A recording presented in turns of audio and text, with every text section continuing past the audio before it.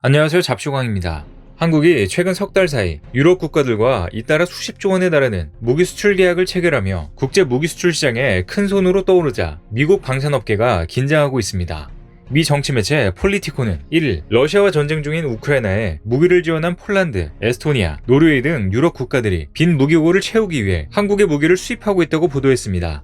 폴란드는 지난 7월부터 K2 전차, K9 자주포, F-50 경공격기, 천무 등 약 40조 원 규모의 무기들을 발주할 예정이라고 발표했습니다. 폴란드는 또 구형 BWP-1을 대체할 장갑차로 한국 방산업체 한화디펜스가 개발한 5세대 보병전투 장갑차 레드백 도입을 수개월간 검토해왔으며 11월 실무 협상을 앞둔 상황에 최근엔 폴란드 현지에서 레드백 성능 시연회를 열기도 했습니다. 레드백의 실무를 경험하자 폴란드의 많은 기자들과 군 관계자들은 감탄을 금치 못했는데요. 이뿐만 아니라 그 옆에 에스토니아 역시 한국에 K9 자주포 18문을 주문했고 노르웨이는 K2 전차 구매를 고민 중인 것으로 알려졌습니다. 폴란드 등 유럽 국가들은 러시아의 우크라이나 침공으로 현실화된 러시아의 위협에 맞서 첨단 무기를 신속히 확보할 필요가 있지만 거래를 이어오던 미국 방산업계가 주문을 맞출 능력이 안 되자 한국으로 눈을 돌린 것입니다. 그런데 미국에서 한국과 유럽의 방산 협력에 대해 여러 가지 시각이 나오고 있는데요. 맥스 베르크만 미 전략국제문제연구소 유럽 담당국장은 미국이 인도 태평양으로 눈을 돌리는 상황에서 유럽과 아시아가 동맹을 강화하는 것은 미국에도 도움이 된다고 긍정적인 의견을 제시했습니다. 반면에 미국 방산업체와 거래하고 있는 한 업계 관계자는 폴란드에서 끝나지 않을 것이라는 미 방산업계의 우려가 있다고 분위기를 전했습니다. 폴리티코는 한국이 약속한 시기에 물량을 공급할 수 있으면 장비 현대화가 시급한 다른 국가들도 한국을 미국에 대한 대안으로 고려할 수 있다고 전망했습니다. 또 한국이 K2 전차 800대를 폴란드 현지에서 생산하기로 하는 등 기술 이전에도 적극적인 것도 매력적인 요소라고 평가했는데요. 이러한 한국의 강점들 때문에 폴란드 이외의 유럽 국가들에서 한국이 미국을 대체할 수도 있다는 우려와 견제가 이어지고 있는 것입니다. 미국 내부에서는 폴란드가 왜 그렇게 한국에 매달리는지 이해할 수 없다는 취지의 반응들도 나오기도 하면서 이러한 폴란드의 움직임에 대해 불편하다는 반응을 보이고 있지만 한편으로는 한국의 흐름을 막을 수 없다는 반응도 있습니다. 그런데 이런 미국의 견제는 원전 분야에서도 나타나고 있습니다. 일단 최근 폴란드의 1단계 신규 원자력 발전소 건설 수주에서 결국 미국의 원전업체 웨스팅하우스가 선정되었습니다. 그런데 이 원전 수주에도 여러 가지 말들이 나오며 미국이 선정된 숨겨진 비하인드 스토리가 있다고 하는데요.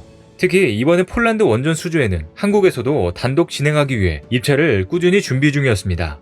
한국은 최근 UAE의 바라카 원전 3호기도 최초 임기에도 도달하면서 한국이 독자 진행한 원전이 계속해서 안정적으로 운영되고 있음을 전 세계에 증명했습니다.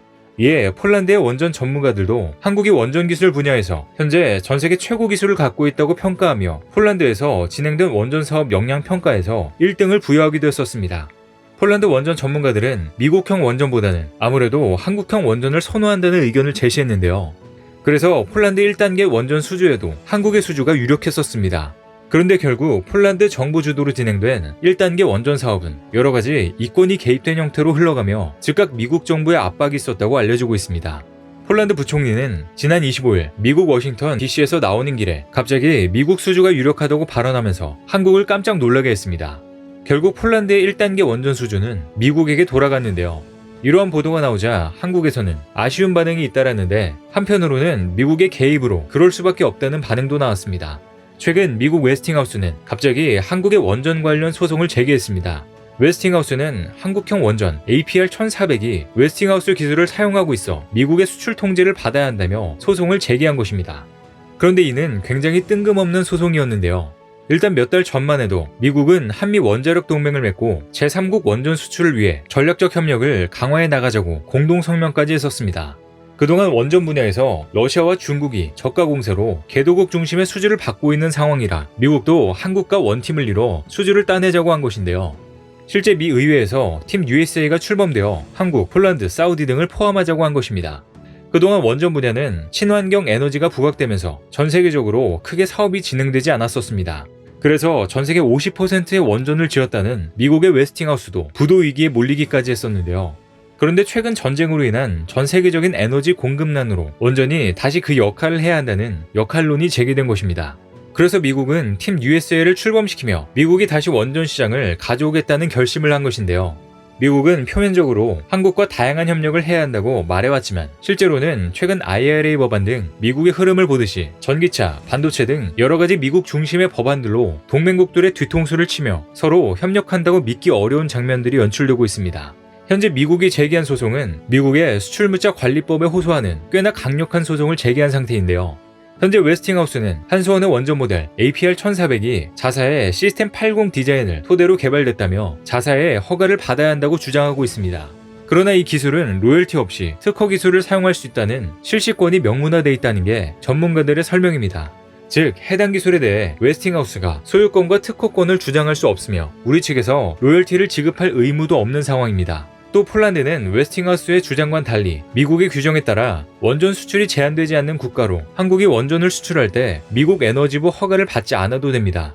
그런데도 불구하고 미국은 한국의 괜한 트집을 잡으며 소송을 걸어버린 것인데요. 웨스팅하우스는 한수원이 2009년 아랍에미리트에 원전 4기를 수출할 때도 지재권을 문제 삼은 바 있습니다. 당시 기술 이전은 이미 끝난 상황이었지만 한수원이 핵심 기술 자립을 이루지 못한 상황이었기 때문에 웨스팅하우스에 기술 자문료 등을 지급하는 방식으로 웨스팅하우스와 미국 측의 승인을 받았습니다. 그러나 현재 한전과 한수원은 100% 기술 자립에 성공해 당시와는 상황이 완전히 달라졌고 미국에 로열티를 지급할 하등의 이유가 없다는 입장을 견지하고 있습니다.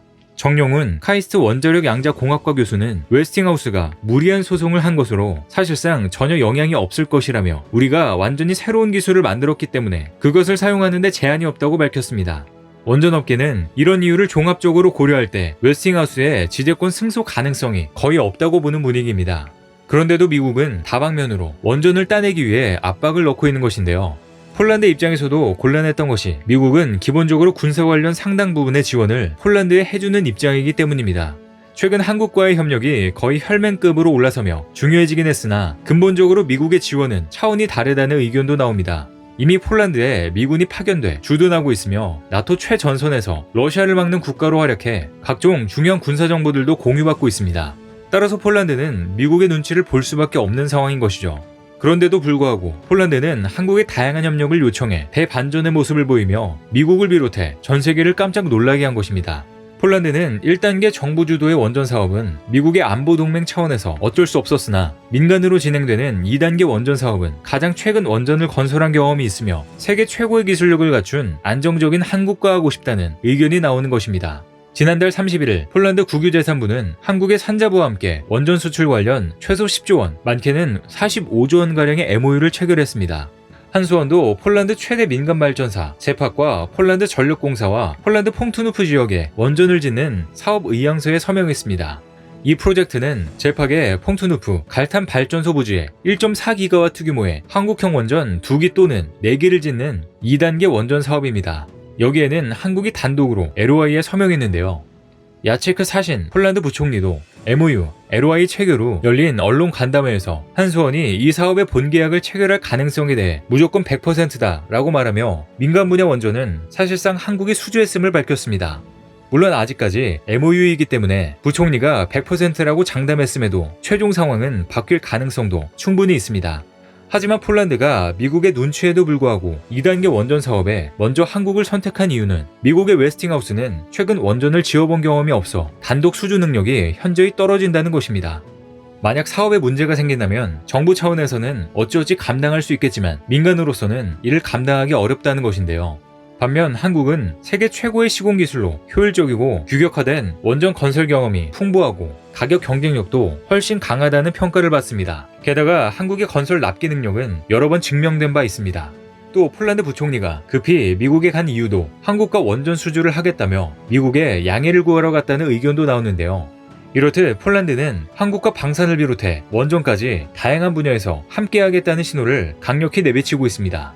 게다가 최근 체코의 외교부 차관도 극비리에 한국을 방문해 신고리 원전을 찾아갈 정도로 한국의 원전에 관심을 보이고 있습니다.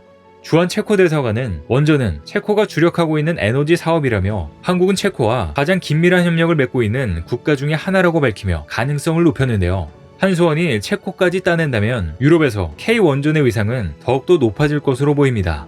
앞으로 원전 분야에서 미국의 압박이나 여러 가지 어려움이 따를 수도 있겠지만 한국의 원전은 세계 최고 기술력과 가격 경쟁력을 바탕으로 유럽발 원전 잭팟을 앞두고 있습니다. 곧 좋은 소식이 들려오길 기대해 보겠습니다. 오늘 준비한 소식은 여기까지입니다. 댓글을 통한 여러분들의 많은 의견 기다리겠습니다. 시청해주셔서 감사합니다.